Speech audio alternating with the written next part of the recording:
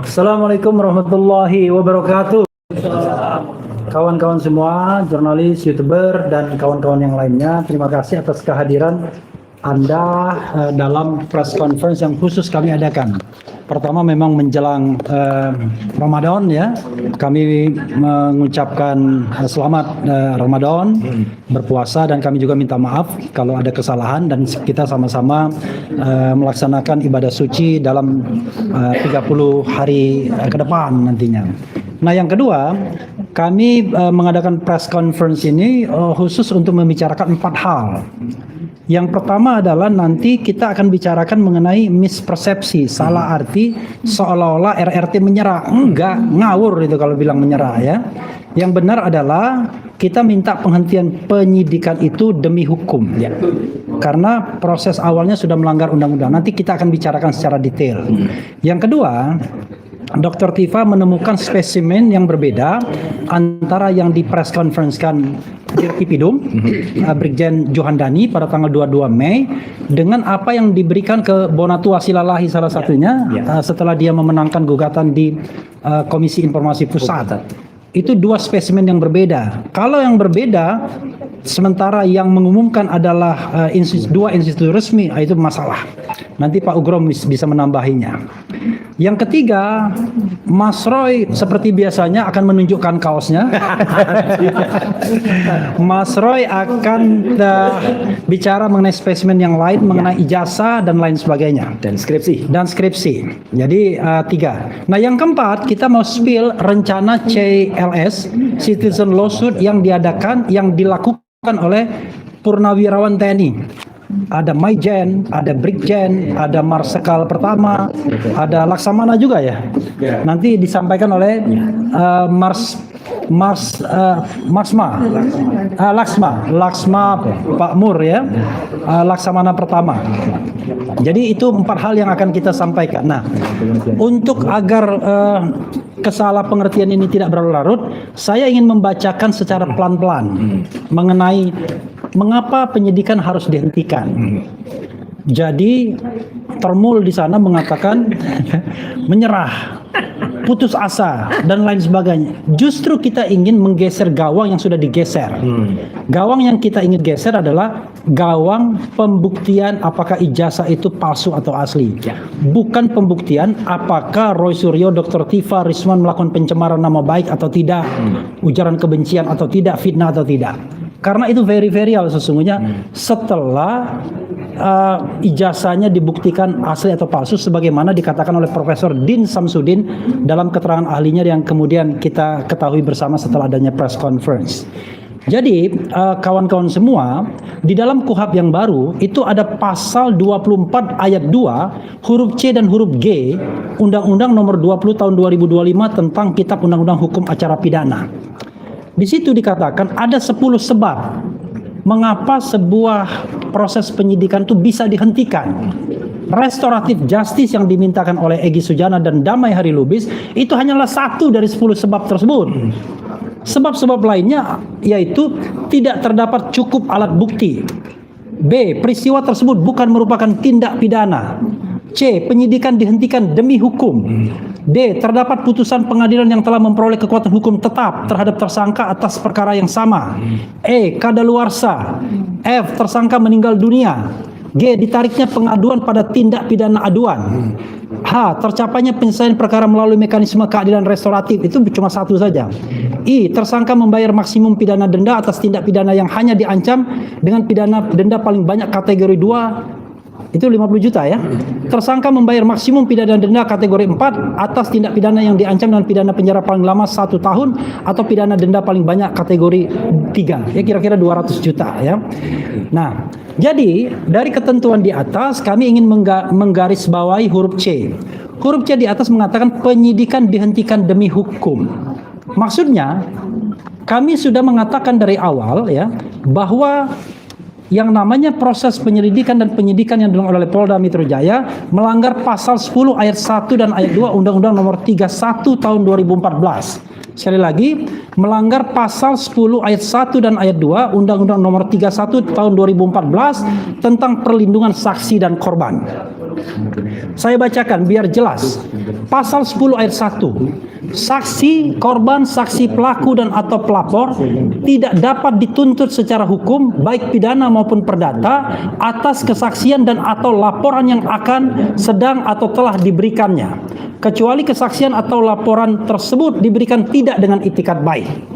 2. Dalam hal terdapat tuntutan hukum terhadap saksi, korban, saksi pelaku dan atau pelapor atas kesaksian dan atau laporan yang akan, sedang atau telah diberikan, tuntutan hukum tersebut wajib ditunda hingga kasus yang ia laporkan atau ia berikan kesaksian telah diputus oleh pengadilan dan memperoleh kekuatan hukum tetap. Jadi kawan-kawan semua, secara de facto Roy, Rismond dan Dr. Tifa adalah saksi dalam kasus yang dilaporkan TPUA. Jadi dilaporkan TPUA pada tanggal 9 Desember 2024 berdasarkan surat TPUA tanggal 30 Juni 2025 yang ditandatangani oleh Wakil Presiden TPUA Rizal Fadila. Ini suratnya, ya. Jadi suratnya saya bacakan. Kepada yang ini tim pembela ulama dan aktivis kopnya, kemudian kepada yang terhormat penyidik perkara pemalsuan surat / dokumen dalam kurung surat pengaduan temuan publik dan berbagai lembaga media sosial sebagai bentuk notoire feitan cacat hukum ijazah S1 oleh Jokowi oleh TPUA oleh tim atau POA / tim pembela ulama dan aktivis perihal pengajuan sebagai saksi. Dengan hormat, sehubungan dengan pengaduan masyarakat yang kami lakukan pada tanggal 9 Desember 2024 bernomor TPUA / 12 / 2024, kami merencanakan akan menghadirkan saksi yang bernama Dr. Tifauzia Tiasuma dalam kurung Dr. Tifa yang juga ikut serta berkunjung ke Universitas Gadjah Mada Yogyakarta bersama Dr. Roy Suryo dan Dr. Rismond Hasiolan Sianipar untuk mendapatkan informasi tentang ijazah dan yang lain-lain sehubung dengan kelulusan Jokowi sebagai sarjana kehutanan. Demikianlah pengajuan kami. Atas perhatian dan kerjasamanya kami ucapkan terima kasih. Jakarta 30 Juni 2025. Hormat kami Wakil Presiden TPUA Tim Pembela Ulama dan Aktivis Rizal Fadila SHMH. Ya, ditandatangani. Jadi jelas di sini bahwa RT Roy, Rismond dan Dr. Tifa bertindak sebagai saksi dalam gelar perkara khusus yang diadakan pada tanggal 9 Juli 2025. Karena itu dia masuk dalam perlindungan dalam Undang-Undang Saksi dan Korban, perlindungan saksi dan korban, yaitu pasal 10 yang sebagaimana yang sudah saya sebutkan tadi. Oke. Dengan demikian, penyelidikan dan penyidikan terhadap laporan Jokowi tanggal 30 April 2025 bertentangan dengan pasal 10 ayat 1 dan ayat 2 Undang-Undang tentang perlindungan saksi dan korban. Jadi bertentangan dengan undang-undang. Kemudian, tapi orang mengatakan, tetapi bukankah kasus yang dilaporkan TPOA sudah dihentikan penyelidikannya? Kan begitu ya? Terhadap hal tersebut perlu dikemukakan dua hal penting. Satu, laporan Jokowi disertai pemeriksaan itu pada tanggal 30 April 2025. Padahal dalam tanda kutip penghentian penyelidikan baru diumumkan pada tanggal 22 Mei 2025 oleh Brigjen Johandani Dirtipidum Tindak Pidana Umum. Artinya penghentian penyelidikan itu baru diumumkan pada tanggal 22 Mei, sementara laporan Pak Jokowi itu 22 hari sebelumnya atau 23 hari sebelumnya, dan pada waktu hari bersamaan Pak Jokowi sudah diperiksa. Artinya laporan itu sudah diproses ketika proses di Bareskrim belum dihentikan. Itu satu. Yang kedua, penghentian penyelidikan bertentangan dengan pasal 1, 79 dan 80 Perkap Peraturan Kapolri nomor 10 tahun 2029 tentang tata cara dan persyaratan permintaan pemeriksaan teknis kriminalistik dan seterusnya. 2009. Ya. Jadi salah satu yang kita lihat dalam pasal 80 mengatakan pemeriksaan barang bukti dokumen sebagaimana dimaksud dalam pasal 79, tadi kita sebutkan pasal 79 juga, wajib memenuhi persyaratan formal sebagai berikut. A. Permintaan tertulis dari Kepala Kesatuan Kewilayahan atau Kepala Pimpinan Instansi. B. Laporan polisi. Laporan polisi nggak ada. Karena yang ada adalah masuk Dumas. Ya. C. BAP saksi / tersangka atau laporan kemajuan. Yang jelas BAP saksi nggak tahu kita, tapi tersangka pasti sudah tidak ada karena baru proses penyelidikan. Laporan kemajuan kita tidak tahu. Tapi D ini yang paling penting. Berita acara pengambilan, penyitaan dan pembungkusan barang bukti nggak ada. Sama sekali nggak ada. Kemudian autentikasi dokumen pembanding nggak ada juga. Jadi kita mengatakan bahwa apa yang dilakukan oleh Bareskrim ya atau Dirtipidum atau Dittipidum itu melanggar undang-undang dan melanggar peraturan Kapolri terutama. Sehingga cacat hukum sesungguhnya proses penghentian penyelidikan tersebut. Oke. Dan kita perlu ketahui pasal 1 angka 16 Undang-Undang Nomor 8 tahun 1981 yang dijadikan dasar pada waktu itu sebelum ada KUHP yang baru, penyitaan adalah serangkaian tindakan penyidik untuk mengambil alih dan atau menyimpan di bawah penguasaannya benda bergerak atau tidak bergerak, berwujud atau tidak berwujud untuk kepentingan pembuktian dalam penyidikan, penuntutan dan peradilan. Jadi sekali lagi, kalau kita bicara berita acara penyitaan pasti tidak ada, karena penyitaan hanya dalam proses penyidikan, ya, penyidikan, penuntutan dan peradilan. Kemudian itu alasan pertama, alasan demi hukum. Kemudian ya, mengenai alasan kedua ya, dapat dikemukakan fakta bahwa SP3ES dan DHL berdasarkan pasal 79 ayat 4 KUHP bahwa pencabutan laporan atau pengaduan hanya dapat dilakukan setelah pelaku memenuhi seluruh kesepakatan sebagaimana dimaksud pada ayat 2. Dengan diterbitkannya SP3 bagi Egy Sujana dan DHL, artinya laporan polisi LP sudah dicabut. Karena karena laporan polisi S dan DHL sudah dicabut, maka otomatis LP itu gugur secara keseluruhan karena tersangka lain dalam nomor LP yang sama. Jadi kawan-kawan semua, yang dilaporkan memang delik aduan, tetapi Pak Ugro mengatakan ini kan peristiwa pidananya sesungguhnya, dan kemudian penyidik cari-cari pasal.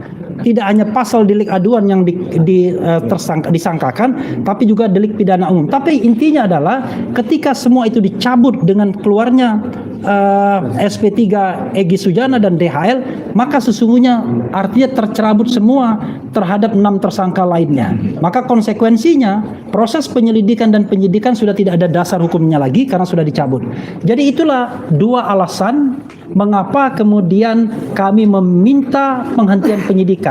Karena ini penyimpangan dilakukan baik di Bareskrim, Mabes Polri maupun Polda Metro Jaya. Surat kami ajukan ke Inspektur Pengawasan Umum setingkat Komjen Wahyu Widada. Begitu kawan-kawan semua. Untuk selanjutnya saya minta kesempatan Pak Ugroseno menjelaskan lebih lanjut poin tentang dicabutnya laporan polisi oleh Joko Widodo dan oleh yang lainnya yang menyebabkan Egy Sujana dan DHL mendapatkan SP3 itu seharusnya berkonsekuensi pada batalnya laporan polisi secara keseluruhan. Silakan Pak Ugro. Baik, terima kasih. Jadi saya melanjutkan Mas Refli tadi. Jadi proses pelaporan pencemaran nama baik dan fitnah 310 dan 311, laporan polisi itu dari awal menurut saya sudah cacat hukum. Kenapa? Karena pasal yang dimasukkan itu selain tidak dalam KUHP pidana umum, juga ada pidana khusus, yaitu Undang-Undang ITE. Ya. Padahal dalam pasal 63 ayat 1 KUHP yang lama, ya, Undang-Undang KUHP yang lama, di situ dikatakan pasal-pasal itu kalau ada suatu perbuatan melanggar beberapa peraturan pidana, ya kan, itu yang digunakan peraturan pidana yang ancamannya terberat. Tapi dalam laporan polisi semuanya berkaitan dengan 310 dan 311, walaupun dikaitkan dengan Undang-Undang Pidana Khusus ITE tadi. Ya, jadi ini pasal yang dicari-cari supaya bisa menjerat tersangka, bisa ditahan karena ancamannya lebih dari 5 tahun. Ya. Yang kedua, kalau tetap menggunakan beberapa pasal pidana umum dan pidana khusus, harusnya juga berpedoman pada pasal 63 KUHP yang lama ayat 2. Yang diberlakukan harusnya pidana khusus, bukan semuanya dipakai. Ya. Nah, kemudian perbuatan pencemaran nama baik dan fitnah, karena sudah diarahkan ke RJ ini pasal 79 tadi ayat 5 dinyatakan harus mendapatkan penetapan pengadilan. Ya. Kalau mendapatkan penetapan pengadilan, LP 4 LP yang diajukan bersama-sama mulai dari 2831, kemudian 976, 978 dan satu lagi berapa saya lupa itu, ya 4 LP itu. Nanti berkas perkara itu tidak akan bisa maju karena tidak akan diterima di pengadilan nanti. Karena sudah dilakukan restoratif justice di situ. Ya. Sehingga akan sulit mau maju ke depan. Sehingga bagi saya peristiwa-peristiwa yang berkaitan dengan pasal 30 13 yang dituduhkan kepada 8 terlapor tadi, ya, itu sudah harus selesai peristiwa tersebut. Perbuatan yang dituduhkan kepada 8 orang berarti sudah selesai, tidak akan dilanjutkan lagi, karena tidak akan mungkin bisa diproses ke kejaksaan ataupun ke pengadilan. Ya, saya tidak tahu sekarang apakah laporan polisi sudah masuk bagian dari sistem informasi penelusuran perkara SIPP. Kalau itu sudah masuk, otomatis pengadilan suatu saat akan menolak. Ya. Itu yang prinsip ingin saya sampaikan. Jadi kalau peristiwa pencemaran nama baik dan fitnah sudah berhenti, nah bukan berarti perkara yang berkaitan dengan pokok perkara awal, yaitu masalah dugaan ijazah palsu, itu berhenti. Itu tidak berkait, ya, tidak seperti kapal dengan jangkar bertemukan. Ya. Nah, ini nanti akan maju berdasarkan putusan KIP yang dimenangkan oleh saudara Bonatua tadi, dan ini akan masuk babak baru. Ya, selain dari yang laporan TPO dulu di Barreskrim, juga akan dibuatkan laporan polisi baru oleh Pak Bonatua atau siapapun nanti yang melaporkan para komisioner KPU di Solo maupun di Jakarta dan di pusat. Ya. Jadi sekali lagi mohon dipisahkan antara peristiwa laporan polisi yang dilaporkan di Polda Metro, ya, dengan peristiwa penggunaan dugaan ijazah palsu tadi untuk menjadi calon wali kota waktu itu, kemudian calon gubernur dan calon presiden. Itu saja tambahan dari saya supaya ini memperjelas dan mempertegas bahwa tidak ada sebutan penyerahan diri, memaksa SP3 dan sebagainya. Karena SP3 yang dilakukan itu adalah perbuatan seluruhnya yang dilaporkan oleh Jokowi dan Pak Jokowi dan kawan-kawan, ya, dalam bentuk 4 LP tadi, ya. Itu saja, terima kasih. Ya, jadi jelas tegas ya, tidak ada kompromi, tidak ada niat RRT untuk meminta maaf, tidak ada niat RRT untuk restoratif justice. Yang ada adalah kami menuntut dihentikan penyidikan ini karena sudah bertentangan dengan hukum, demi hukum. Itu yang paling utama, demi hukum, karena ini sudah bertentangan dengan undang-undang, bertentangan dengan peraturan Kapolri, sehingga demi hukum harusnya penyidikan dihentikan. Ya, oke. Berikutnya Dr. Tifa akan menyampaikan hal yang ingin disampaikan. Ya. Oke, silakan dokter. Ya. Nek dulu mana nek dulu? Enggak.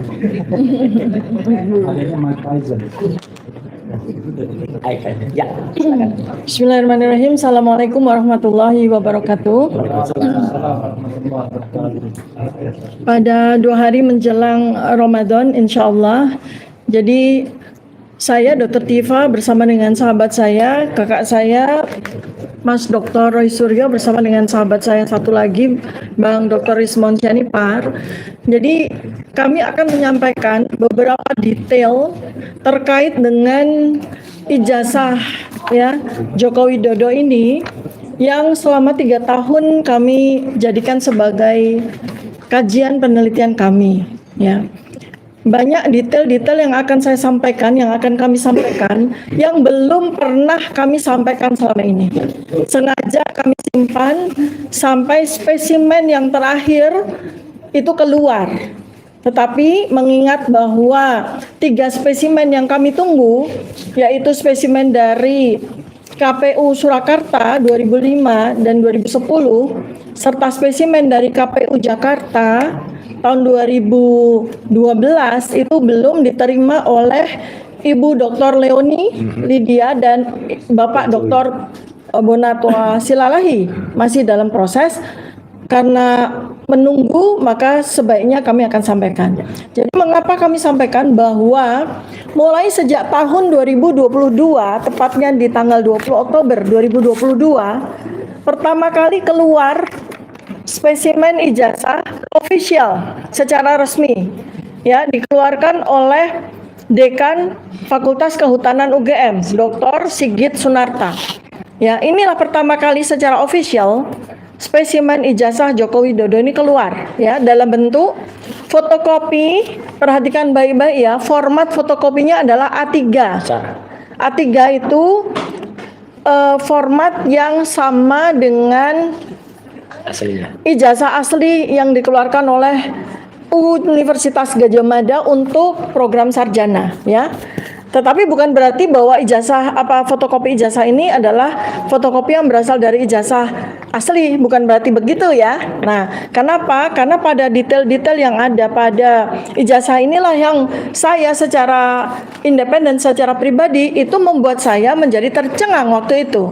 Karena saya adalah peneliti perilaku, epidemiologi perilaku, neuroscience behavior, maka situasi di sini di mana waktu itu Kompas TV ya, ini Kompas ya, ini salah satu media yang hadir, Kompas TV yang memuat video live ya dengan wawancara terhadap Dekan Dr. Sigit Sunarta. Itu saya memperhatikan perilakunya, perilaku dari dekan itu maupun perilaku dari para pejabat yang lain, dan bagaimana dia menyampaikan tentang ijazah tersebut. Ya, jadi sekali lagi ini saya pertegas kepada seluruh rakyat Indonesia bahwa kami bertiga itu bekerja sesuai domain kami masing-masing. Ya, yang kemudian hasil penelitian kami selama 3 tahun ini kami bukukan dalam buku Jokowi's White Paper. Ya, Mas Roy Suryo itu meneliti dalam domain beliau tentang telematika, keahlian telematika, kepakaran telematika. Rismond Syanipar itu dalam kepakaran digital forensik, dan saya dalam keahlian neuroscience behavior, perilaku ya. Ini supaya jelas betul ya bahwa kami semua itu tidak bekerja dalam operasi yang melintas keilmuan kami, walaupun memang kami ini multilinier ya, jadi panduannya. Nah, sekali lagi saya sampaikan bahwa ini adalah spesimen ijazah Joko Widodo ya yang secara ofisial pertama kali dikeluarkan. Nah, kemudian pada detail-detail ijazah ini, nah tampak berbagai macam perilaku yang memang anomali ya, memang anomali begitu ya, anomali ya. Kenapa? Karena ada beberapa kesempatan sejak Joko Widodo itu menyampaikan bahwa beliau adalah mengaku sebagai lulusan Fakultas Kehutanan UGM ya di tahun 2017 pada reuni di UGM ya.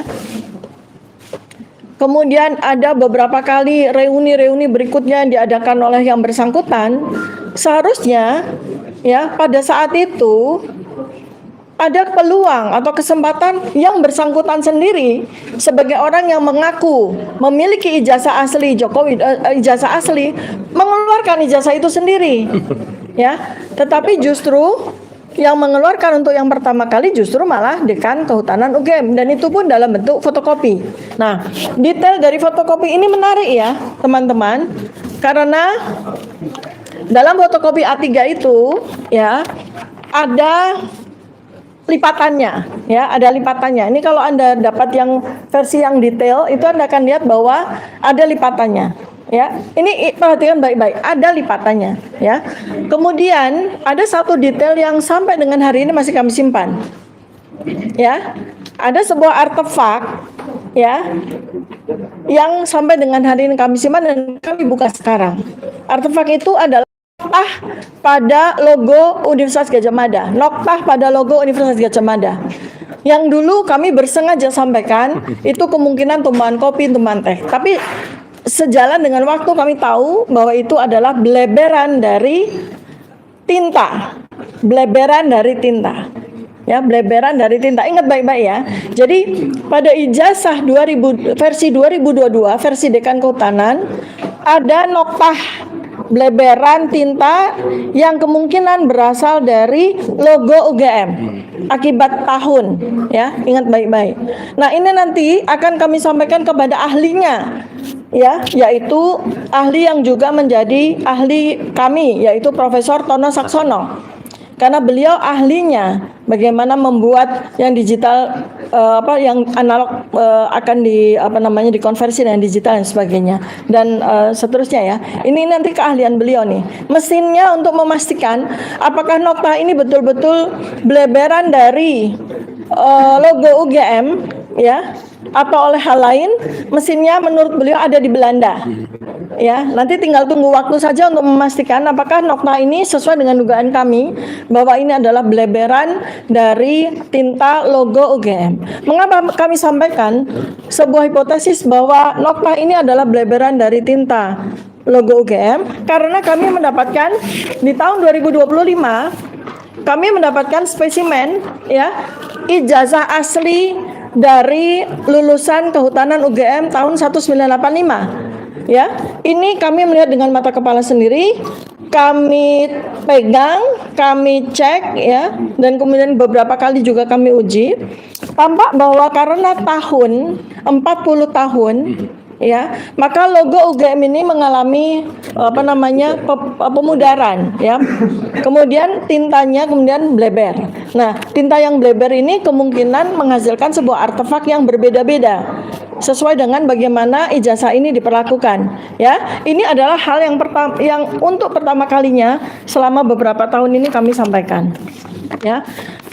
Nah, dikunci dulu, ya, bahwa spesimen ijazah yang dikeluarkan oleh Dekan Kehutanan UGM itu ada dua ciri utama, yaitu dia terlipat, ada tanda lipatannya, dan ada noktah bleberan tinta dari logo UGM, ya. Nah, kemudian spesimen yang berikutnya lagi, versi yang kedua, ini tadi versi 1, ya, berarti, ya. Versi yang kedua adalah tanggal 1 April 2025 yang dikeluarkan oleh kader PSI yang bernama Dian Sandi Utama. Dan ini adalah spesimen kedua yang kami jadikan sebagai bahan penelitian. Ya, perhatikan baik-baik di sini. Perhatikan baik-baik di sini. Tadi kami sampaikan ada dua ciri utama dari versi 1. Ada dua ciri utama dari versi 1. Yang pertama apa? Lipatan. Yang kedua adalah noktah bleberan tinta, ya. Nah, versi yang kedua keluar di tanggal 1 April 2025, tidak ada lipatan dan logo dalam keadaan bersih tanpa ada bleberan tinta. Artinya, hipotesis kami mengatakan bahwa dua spesimen ini berasal dari dua spesimen yang berbeda, ya. Jadi ini versi 1, ini versi 2. Berikutnya lagi ciri dari spesimen ijazah yang dikeluarkan oleh Dian Sandi adalah bleberan tinta. Ini bleberan tinta, ya. Jadi bukan gripis karena rayap, bukan. Ya, ini bleberan tinta.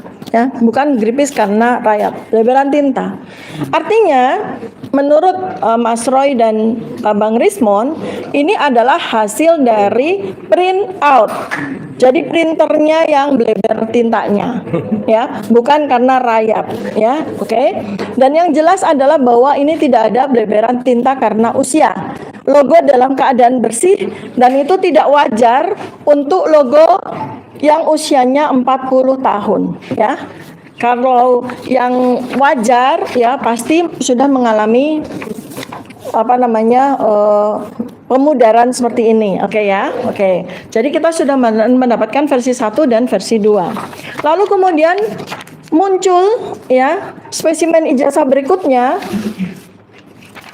pada saat presentasi Bareskrim oleh Dirtipidum waktu itu Pak Juhandani, ya. Ini di tanggal 22 Mei 2025. Ini adalah spesimen versi 3. Ya, spesimen versi 3. Ada dua ciri khas yang sama dengan versi 1. ya, pada yang dikeluarkan oleh Sigit Sunarta, yaitu ada lipatan dan ada bleberan tinta. Ya, dan ciri yang ada di versi Dian Sandi yaitu ada bleberan tinta di bawah, tidak ada. Ya, tidak ada. Nah, jadi ini adalah versi 3. Ya, ini adalah versi 3.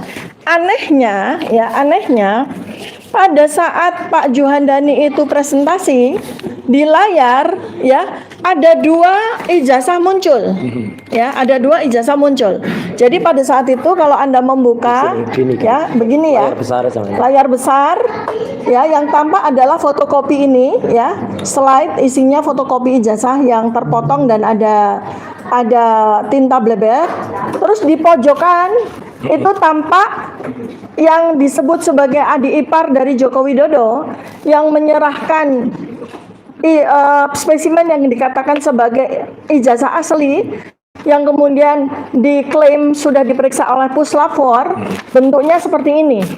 Ya, kalau kita zoom, maka kita lihat bahwa pada ijazah ini ciri khas yang ada pada Dian Sandi, yang ada pada ijazah fotokopi dari Bareskrim tidak ada, ya. Ya. Jadi tidak ada lipatan, tidak ada noktah, dan tidak ada bleberan tinta. Memang ada sedikit noktah tertentu, ini yang memang sukar untuk kita pahami. Tapi ketika kemudian kami cek, noktah ini beda dengan noktah yang ada pada ijazah versi Dian Sandi, beda, ya.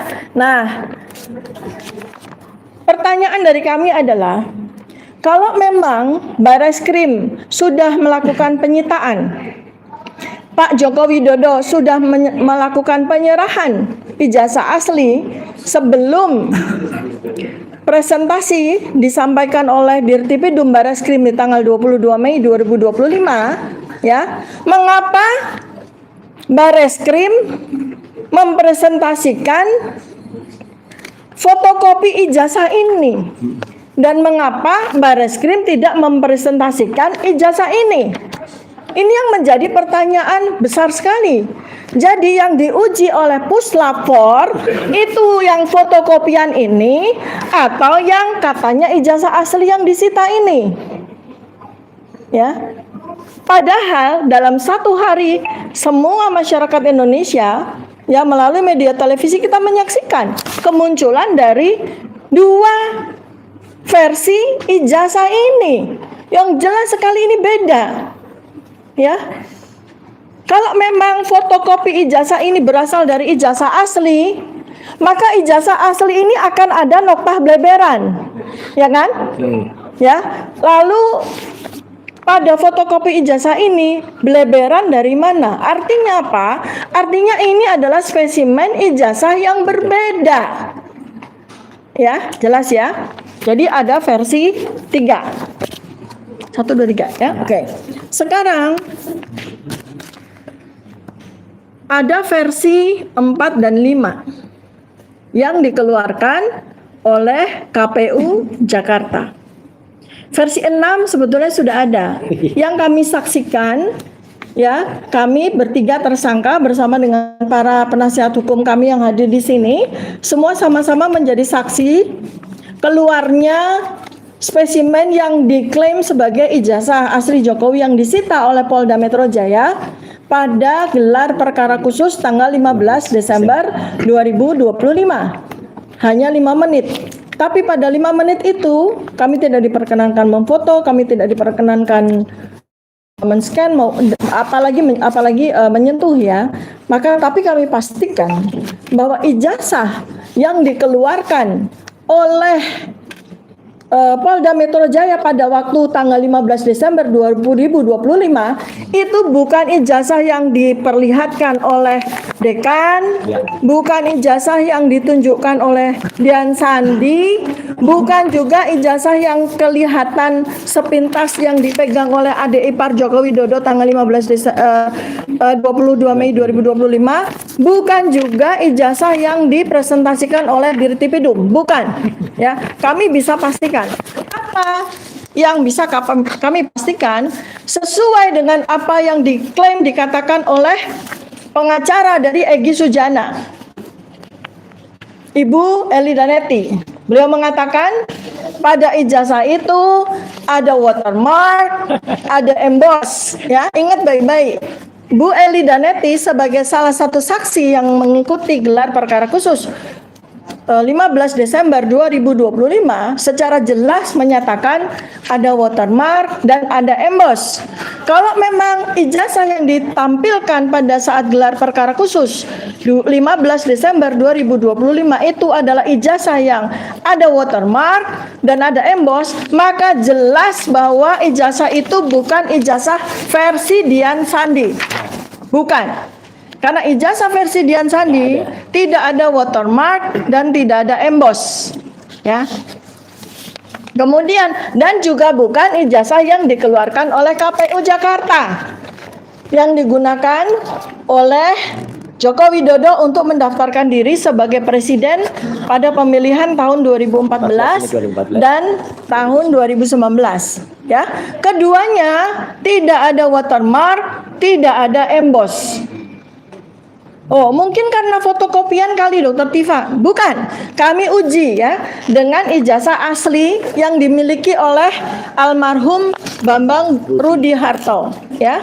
Anda melihat ya, di situ pada sekitar bulan September kami umumkan bahwa kami mendapatkan spesimen asli, ijazah asli dari lulusan kehutanan UGM yang lulus tahun 1985. Bentuk ijazahnya seperti ini, kami saksikan dengan mata kepala sendiri, sudah kami uji. Ya, ijazah ini jelas ada watermark yang sangat rapi dan ada emboss, ya. Ada emboss cap ceklok untuk mengunci tanda tangan dari rektor. Nah, kami uji, ya, kami uji. Kalau seandainya ijazah ini kami fotokopi berulang kali, ya, kami fotokopi, ya, kami uji, ya, setelah difotokopi berkali-kali, ya, fotokopinya lagi difotokopi, apakah watermarknya hilang, apakah embossnya hilang? Ternyata tidak. Ya, ini adalah hasil fotokopi yang kesekian kali dari fotokopi. Watermark tetap ada, embossnya tetap ada. Ya, jadi artinya bahwa ijazah, fotokopi ijazah yang dikeluarkan oleh KPU 2014 dan KPU 2019 tidak ada jejak watermark sedikit pun dan tidak ada jejak emboss sedikit pun. Ya, artinya kuat dugaan bahwa ijazah yang digunakan untuk kemudian difotokopi ini bukan ijazah asli. Ya, ijazah tanpa watermark dan ijazah tanpa emboss, keduanya. Ya, itu ciri yang harus. Jadi artinya dari sini sudah ada 6 versi.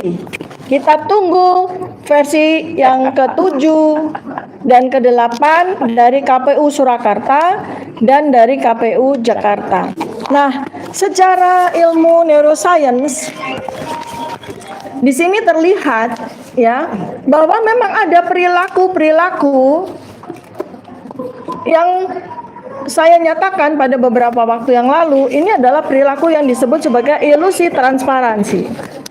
Kelihatannya transparan ya pada saat tanggal 20 Oktober 2022 transparan Dekan Kehutanan menunjukkan ijazah Joko Widodo, kemudian transparan lagi Dirtipidum menunjukkan ijazah tanggal 22 Mei 2025, transparan lagi Dian Sandi menunjukkan ijazah asli yang kemudian dinyatakan sendiri oleh Pak Joko Widodo bahwa betul Dian Sandi itu menunjukkan ijazah asli pada salah satu video.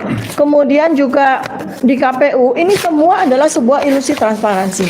Kita dipaksa untuk meyakini bahwa semua versi dari ijazah tersebut adalah asli. Padahal kalau setidaknya ada 6 versi dari ijazah ini keluar, berarti kita bisa berhipotesis bahwa salah 1, salah 2, salah 3, salah 4, salah 5, salah 6, semuanya palsu. Ya, jadi tidak ada satupun yang identik dengan ijazah asli dari lulusan Kehutanan UGM tahun 1985. Ini yang sangat penting. Jadi ini adalah ijazah asli lulusan Kehutanan UGM tahun 1985, tapi namanya bukan Joko Widodo. Namanya adalah Bambang Rudiharto, ya. Oke ya. Baik, itu mungkin nanti akan ditambahkan oleh Mas Roy Surya. Silakan Mas. Nanti saya terus ingat lagi apa yang ini. Baik. Ntar saya Tambahin penekanan dulu ya tekanan. Jadi kawan-kawan semua ini penekanan ya. Ada 2 institusi resmi yang menyampaikan spesimen ijazah Jokowi. Satu Dirtipidum Bareskrim Mabes Polri pada tanggal 22 Mei. 2 Komisi Pemilihan Umum karena putusan dari Komisi Informasi Pusat. 2 institusi tersebut ternyata ijazahnya berbeda. Ini soal yang serius karena kalau ijazahnya itu memang asli harusnya sama. Dan ini soal yang juga luar biasa seriusnya karena kok bisa 2 institusi ini menyampaikan sebuah spesimen yang berbeda. Nah, ini soal serius. Kalau penyidik Bareskrim atau penyidik Polda Metro Jaya mau serius, inilah saatnya kita menggeser kembali permainan bukan pada pencemaran nama baik, bukan pada penghinaan, bukan pada fitnah, bukan pada ujaran kebencian, tetapi pada inti pokoknya yaitu apakah ijazah Jokowi yang digunakan untuk wali kota, gubernur, dan presiden 2014-2019 itu asli atau palsu. Kami meyakini 99,9% palsu. Itu tambahan. Silakan. Baik. Baik, bismillah. Assalamualaikum warahmatullahi wabarakatuh. Baik rekan-rekan semuanya, saya nambahkan saja mungkin nggak terlalu panjang karena tadi sudah sangat detail yang disampaikan oleh Dr. Tifa. Tapi saya ingin sampaikan penegasan juga. Jadi kalau saja apa yang dikatakan Pak Komjen Pol Purnawirawan Pak Ugroseno tadi memang benar, ya gitu, artinya dijalankan dengan benar, maka SP3 yang namanya surat perintah penghentian penyidikan, yaitu diambil suratnya, ya selesai. Jadi tuyulnya ada 8, ya, ini tuyulnya cuma 2. Jadi karena tuyulnya cuma 2, maka ini aneh, ya gitu. Maka ini sekali lagi dulu ada kiasan yang sampai oleh sahabat kita dari Bon Jovi, Pak Lukas Suwarso, 2 tuyul menuhi jin ifrit. Ya. Saya nggak tahu yang disebut 2 tuyul itu siapa, jin ifritnya siapa, ya. Tanya ke pembuat Kartodini, ya. Nah, ini inti yang ingin kami sampaikan. Jadi yang disampaikan tadi adalah apa? Kami sebenarnya sudah mencurigai sejak lama. Makanya kami tuliskan dalam bentuk tulisan ilmiah yang akhirnya sudah diuji oleh beberapa doktor dan juga profesor. Ada Dr. Ridho Ahmadi, ada Profesor Tono Saksono, ada Profesor Din Samsudin, ada juga Profesor Jainal Mutakin, ada juga misalnya Prof. Henry Subiakto dalam buku Jokowi White Paper. Artinya apa? Ada memang beberapa spesimen ijazah yang berbeda-beda. Saya nanti akan tambahkan bukan hanya soal ijazah. Dan ini yang mungkin akan saya tampilkan karena itu yang kami lihat sebagai primary evidence atau bukti primer yang kami pegang sendiri, kami sentuh sendiri, dan bahkan kami terima langsung dari pejabat yang berwenang. Maka saya ingin ulangi sedikit, mereview sedikit. Ini yang disebut tadi penampakan ijazah Jokowi, ya, tanggal 24 Oktober 2022. Websitenya masih ada sampai dengan sekarang, ya. Saya nggak perlu bacakan di situ, ya, itu ada. Jadi ini memang resmi. Artinya apa? Artinya tidak terkena pasal 32 dan 35. Karena yang menampilkan adalah Dekan Fakultas Kehutanan Dr. Sigit Sunarta. Dan itu ditampilkan waktu itu. Itu kenapa kami belum bergerak melakukan penelitian, ya. Karena apa? Ini masih berupa fotokopi hitam putih. Jadi ini yang saya tambahkan dari Dr. Tifa. Karena hitam putih, kami belum bisa memeriksa yang namanya tekstur, kami belum bisa memeriksa perbedaan warna. Kami, ya, tapi secara perilaku, Dr. Tifa sudah mengamati bagaimana perilakunya Dr. Sigit Sunarta, perilaku orang-orang yang ada di belakang ini, itu udah kelihatan mereka. Dan waktu itu pun sebenarnya kelihatan bagaimana gaya dia menunjukkan. Sempat dia juga menunjukkan dalam video itu adalah ijazah yang disebut-sebut miliknya almarhum Hari Mulyono. waktu itu. Jadi waktu itu kenapa Dr. Tifa sudah melihat perilakunya. Dan baru kami meneliti itu ketika seseorang kader PSI. Nah, ini saya tampilkan utuhnya. Kalau tadi Dr. Tifa menampilkan potongannya, saya tampilkan utuhnya. Tanggal 1 April 2025 dia tulis buat yang ributin fotokopi ijazah Pak Jokowi. Saya ulas upload pada UTAS. Jadi ini peristiwanya mirip-mirip tahun ini, mirip-mirip sekarang ini, mendekati bulan suci Ramadan. Karena dia tulis kan, biar kalian tenang lebarannya ya. Ini saya upload yang asli. Dia tulis yang asli ini. Tapi di sini jelas betul, karena ini dari foto. Persis tadi apa yang disampaikan oleh Dr. Tifa, saya kuatkan lagi. Dan itu juga statementnya Dr. Ismon. Karena ini pakai kamera di potret, harusnya yang namanya emboss, yang namanya watermark nampak. Kalau memang di situ lebaran tinta juga nampak. Tapi ini tidak tampak sama sekali. Kenapa tidak tampak?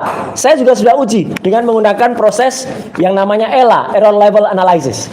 Kemudian dengan proses namanya Luminance and Gradients. Ini Luminance and Gradients. Luminance and Gradient itu tampak reliefnya. Tidak ada yang namanya watermark, tidak ada yang namanya emboss. Ada bleberan. Ya, bahkan salah seorang kader, bukan kader ya, pendukung berat dari Jokowi, dari Joman, Andi Aswan namanya, berani menampilkan, dan maaf saya ulangi dengan garis tegas, berani berbohong di depan publik, di depan salah satu TV, ada mikrofonnya di sini, ya, Anyus. Pada tanggal, nggak boleh sebut Anyus ya, nggak boleh. Ya. Ada saksinya, Dr. Refli Harun juga ada pada tanggal 18 Oktober, saya sendiri pada tanggal 19 November, saya 25 November. Itu adalah sama dengan Dian Sandi tadi. Tapi dia bilang itu scan asli. Scan asli. Dia bohong. Kalau scan asli, harusnya pada histogramnya juga berbeda. Ini histogramnya sama dengan yang punyanya Dian Sandi. Dan ini sangat ilmiah ya. Ijazah sudah disita. Dan ijazahnya sudah disita pada tanggal 23 Juli. Jadi karena dia tampilkan ini pada tanggal 25 November, dia dapat ijazahnya dari mana? Itu kan kebohongan-kebohongan yang luar biasa. Nah, kalau dia lihat, inilah yang ditampilkan oleh saudara Andi Aswan. Ya. Kenapa ini saya katakan palsu? 99,9% palsu. Ini ijazah ini tadinya miring, ijazahnya Dian Sandi ini. Maaf, Dok. Sama dengan ini. Hanya saja kemudian ditarik-tarik sama dia, kanan kirinya ditarik, sehingga apa? Logonya jadi meletot. Ini meletot namanya logonya ya, pating peletot. Jadi ini kami selaku alumnus UGM marah betul. Ada orang namanya Andi Aswan, bukan lulusan UGM, merusak logo yang sudah dibuat oleh RJK. Logo UGM itu dibuat oleh Pak RJK Tamsi, seorang seniman dari ASRI, Akademi Seni Rupa Indonesia atau Institut Seni Indonesia sekarang. Kemudian disempurnakan oleh Prof. Muhammad Adnan pada tahun 93. Sekarang jadi bulat logonya. Dulunya seperti ini. Dan ini menjadi rusak, meletot ini. Teman-teman bisa lihat logo yang asli. Seperti ini. Dan ini untuk pertama kalinya saya tampilkan juga yang asli. Karena tadi Dr. Tifa menampilkan ini, saya tampilkan lebih sempurnanya. Ini nampak tidak di pixel. Ya. Siapa nama orangnya, fotonya kayak apa, ini pertama kalinya saya tampilkan. Ya, jadi artinya apa? Artinya orangnya jelas, almarhum Bambang Rudiharto. Ini atas kebaikan kita ahli warisnya Pak Rujito. Jadi kita sekaligus berdoa semoga Pak almarhum Bambang Rudiharto tenang di sisinya, dan beliau sangat membantu kita. Yang ingin saya sampaikan Pak teman-teman, perhatikan watermarknya, jelas banget ini watermarknya. Perhatikan embossnya, jelas banget nih embossnya. Apapun kalau itu asli, ya memang asli, nggak akan bisa dipalsukan. Kalau memang palsu, ya memang palsu.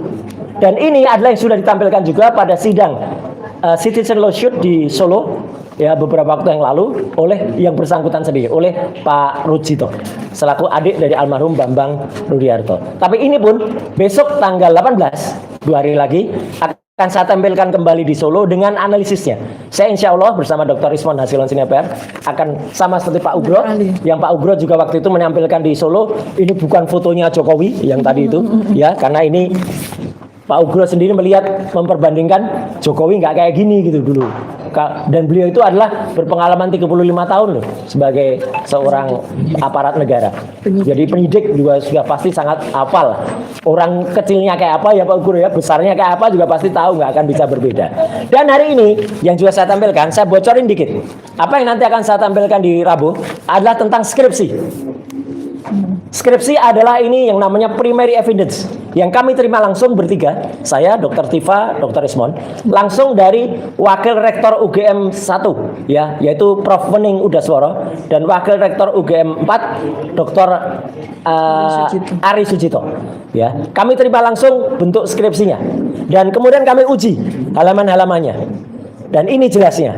Nah, ini untuk pertama kalinya juga saya tunjukkan. Kayak gini nih deskripsinya. Ya, artinya apa? Ini dalam ukuran asli skripsinya.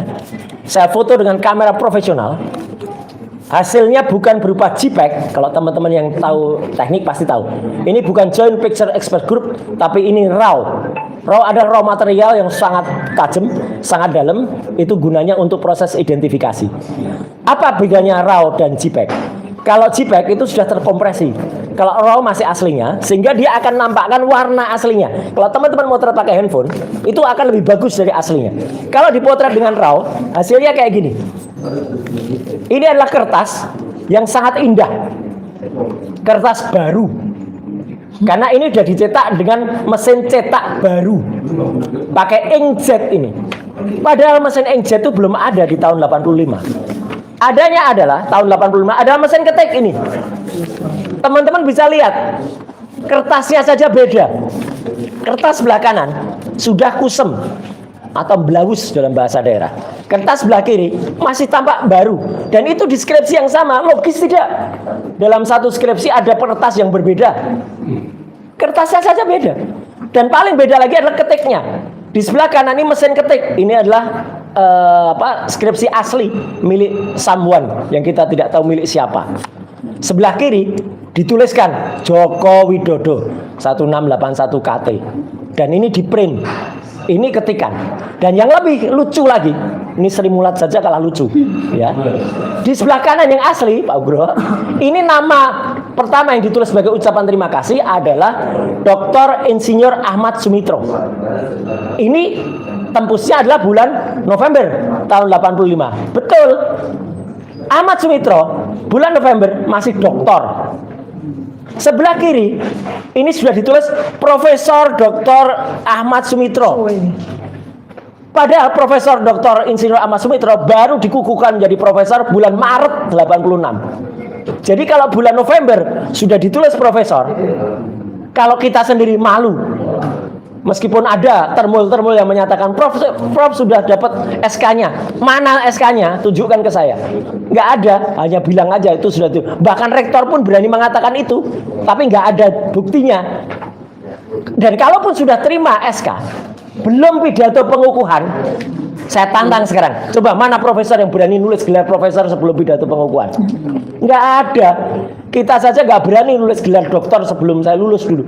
Kandidat dokter aja mungkin takut-takut. Kalau orang lain saya nyebut Dokter Tifa kandidat dokter boleh, saya orang lain yang nyebut. Tapi Dokter Tifa menuliskan kandidat dokter pasti malu-malu atau nggak berani gitu loh. Walaupun sudah kandidat dokter gitu loh. Jadi artinya itu etika kita. Artinya teman-teman semua, ini adalah fakta yang besok tidak terpatahkan, tidak terbantahkan. Besok akan saya tampilkan pada sidang Citizen Lawsuit di Solo pada hari Rabu tanggal 18, yang malam harinya saya masih ada di TV ini, nggak perlu sebut TV-nya ya. Jangan sebut Ainus. Jangan sebut Ainus, jangan sebut rakyat suara. Ya. Malam harinya. Siangnya ada di Solo untuk sidang, malam harinya ada di Head to Head CNN. Nggak boleh sebut CNN lagi. Nah. Mana CNN nggak ada. Jadi itu teman-teman semua. Jadi artinya kalau ingin saya katakan adalah kalau orang itu mau berbohong, ya tetap bohong Pak Ugro. Orang itu mau menampilkan tidak benaran Pak Jagir, ya tetap tidak benar. Orang itu mau menampilkan kepalsuan, ya Laksamana tetap artinya apa? Artinya orang itu tetap boncos. Jadi kalau mau bohong ya boncos ya. Ini kata-kata ini sering diucapkan oleh Mas Hersu sama Mbak Abi pada off the record ya. Boncos ya. Sekali boncos tetap boncos, sekali kita benar insya Allah tetap benar. Terima kasih. Wassalamualaikum warahmatullahi wabarakatuh. Saya nambahin. Ya, silakan dokter. Ya. Ini saya ingin menambahkan sambil menunjukkan bahwa ilmu kami itu berpadu menjadi satu sehingga kami bisa menunjukkan ini semua. Jadi Mas Roy dan Bang Rismon itu meneliti benda matinya. Saya meneliti benda hidupnya. Ini saya berikan contoh ya. Dari ketika tanggal 22 Mei 2025 ya. Bareskrim Mabes Polri itu sengaja menunjukkan 2 ijazah yang berbeda. Nah, Di hari yang sama ya. Satu adalah spesimen ijazah yang ditampilkan pada slide dan satu lagi adalah yang disebut sebagai ijazah asli yang diserahkan oleh adik ipar Joko Widodo. ya.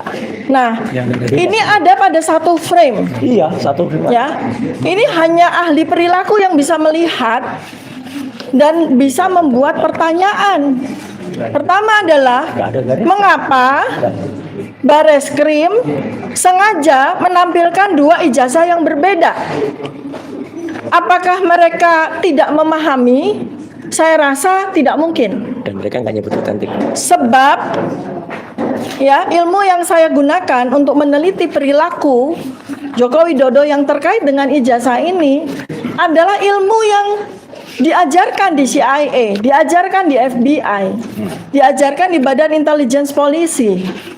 Jadi ini ilmu saya itu bukan ilmu goib, ilmu yang sangat biasa. Oleh karena itu maka saya pun juga berpikir bahwa Bareskrim Mabes Polri itu pasti juga punya ilmu tersebut atau tidak-tidaknya memahami. Oleh karena itu maka pertanyaan saya ketika di tanggal 22 Mei 2025 adalah mengapa Bareskrim sengaja menunjukkan 2 spesimen ijazah Joko Widodo yang berbeda? Ini adalah sebuah pertanyaan misteri. Bisa terjawab kalau ternyata Bareskrim tidak paham. Ya, kalau Bareskrim Dirtipidum Johandani itu tidak paham bahwa dia menunjukkan 2 spesimen ijazah yang berbeda. Nah, itu terjawab. Oh, berarti polisi tidak profesional. Tetapi saya meragukan itu.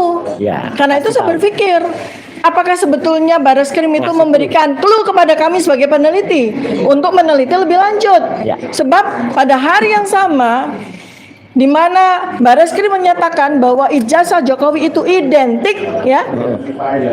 Pada saat yang sama muncul di hari yang sama, di detik yang sama muncul 2 spesimen ijazah yang berbeda. Ini yang sangat menarik. Nah, kemudian saya ingin berikan sebuah teka-teki kepada seluruh netizen ya, supaya bisa bersama-sama dengan kita untuk belajar. Ya, pertama adalah pada saat kemunculan spesimen pertama kali di tanggal 20 Oktober 2022, 24 Oktober 2022, jejak digitalnya masih ada. Dekan Kehutanan UGM Dr. Sigit Sunarta itu menunjukkan fotokopi ijazah Joko Widodo yang dia sebut sebagai fotokopi ijazah Joko Widodo, ya, fotokopi ijazah Joko Widodo, ya. Tetapi dia tidak detail, dia tidak lihat detailnya. Ini adalah fotokopi bukan dari ijazah asli. Sebab kalau ijazah asli ya tidak mungkin disimpan dalam keadaan terlipat. Ya kan? Nggak mungkin ada satu orang pun di muka bumi ini yang menyimpan ijazahnya itu dalam keadaan terlipat. Sehingga ketika ditampilkan oleh Dekan Kehutanan UGM itu, dia mendapatkan fotokopi ijazah yang terlipat. Itu sungguh tidak masuk akal. Nah, makanya nih memang perlunya ahli perilaku itu diperbantukan di kepolisian ya Pak Jenderal Grosena ya. Untuk hal-hal seperti ini tuh kita bisa melihat. Sehingga seharusnya di tanggal 22 Mei 2025 Yang muncul adalah pernyataan bahwa kami akan mengundang Dr. Roy Suryo, Dr. Rismon Syanipan, dan Dr. Tifa untuk membantu kami memecahkan misteri ijazah Joko Widodo. Harusnya kepolisian, Barreskrim, Mabes harusnya mengatakan seperti itu, bukan kemudian malah malah mentersangkakan kami dan mengekor begitu saja apa yang dimaui oleh Joko Widodo. Ya, silakan. Ya, ini menarik ya. Tadi saya mau kasih kesempatan pada Pak Muryono Aladin spill gugatan yang mau dilakukan oleh Purnawirawan TNI. Ya.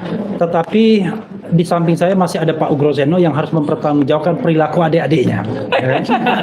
Karena bagi kami ini agak aneh. Barang semudah itu dalam proses penyelidikan dan mungkin naik ke penyidikan di Barreskrim Mabes Polri mengenai dugaan penggunaan ijazah palsu atau dokumen palsu, kok tiba-tiba dikatakan tidak cukup bukti dan tiba-tiba disimpulkan bahwa ijazah itu palsu, padahal rasanya dari presentasi Dr. Tifa dan Mas Roy mudah sekali kan untuk mengetahui bahwa muncul spesimen yang berbeda. Nah, saya minta pertanggungjawaban Pak Groseno. Kalau enggak ya kita tuntut. Silakan. Ya, terima kasih. Jadi pernah saya katakan bahwa dalam suatu laporan dari masyarakat yang berkaitan dengan dugaan perbuatan pidana itu di pasal 1 hukum acara pidana memang tertulis laporan dan pengaduan. Nah, laporan itu biasanya berkaitan dengan delik umum, tapi kalau pengaduan berarti delik aduan di situ. Jadi bukan Dumas, ya kan? Setelah ada Dumas pengaduan masyarakat, sebetulnya ini juga lahir untuk masyarakat yang ingin melaporkan tentang perilaku menyimpang dari anggota kepolisian. Ya kan? Itu biasanya dilaporkan ke Propam atau ke Irwasum. Itu Dumas namanya. Nah, Dumas atau pengaduan masyarakat ini mulai masuk ke reserse, yaitu setelah ada Perkap nomor 6 tahun 2019 tentang penyidikan tidak pidana. Nah, saya mengkritisi waktu itu penyidikan tidak pidana sudah diatur di hukum acara pidana, mengapa ada peraturan Kapolri yang menyebutkan tentang penyidikan tidak pidana?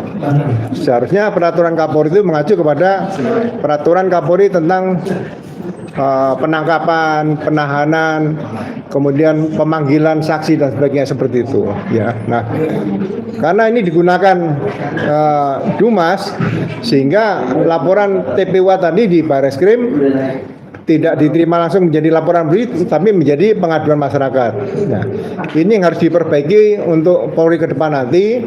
Setiap masyarakat yang melaporkan berkaitan dengan dugaan tidak pidana, ini harus dibuatkan laporan polisi. Kalau setelah ada laporan polisi, harus ditindaklanjuti dengan surat perintah dimulai penyidikan. Nah, surat perintah dimulai penyidikan itu nanti bisa ditindaklanjuti lagi dengan surat panggilan, bukan undangan klarifikasi, bukan. Ya. Kemudian ada surat penyitaan, surat perintah penyitaan, surat perintah penggeledahan dan sebagainya. Administrasi penyidikan itu harus jelas. Ya.